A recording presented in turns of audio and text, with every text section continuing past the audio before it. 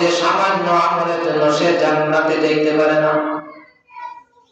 আল্লাহ রব্বুল আলামিন বলেন, সামান্য আমলের ঘাটতির জন্য ওই বান্দাকে আমি জাহান্নাম দেব না। সামান্য কুসুরের জন্য, ভুল ত্রুটির জন্য আমি সামান্য 1 ঘন্টা 2 ঘন্টা 1 মিনিট 2 মিনিটের জন্য মানুষকে আমি জাহান্নামে পাঠাবো না। এজন্য আল্লাহ রব্বুল আলামিন বলেন, মাতা পিতার আমল পরিপূর্ণ কিন্তু সন্তানের আমল অপরিপূর্ণ, সামান্য আমলের জন্য সে জান্নাতে যেতে পারে না। আল্লাহ রব্বুল আলামিন বলেন, মাতা পিতার নেক আমল থেকে নিয়ে সন্তানের নেক আমলের মধ্যে দিয়ে ওই সন্তানকে জান্নাতে যাওয়ার ব্যবস্থা করে দিবেন।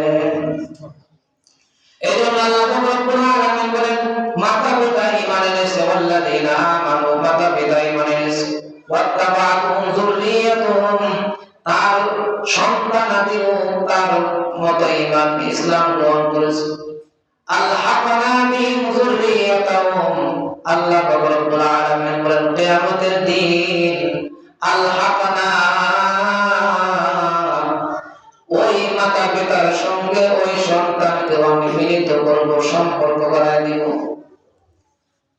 আল্লাহ রব্বুল আলামিন বলেন, ওয়া মা আলাতনাহুম মিন আমালিহিম মিন শাই, একজনের আমল যদি সামান্য পরিমাণ হয়, ওয়া মা আলাতনাহুম, ওই সামান্য আমলকে আমি কম বানাবো না।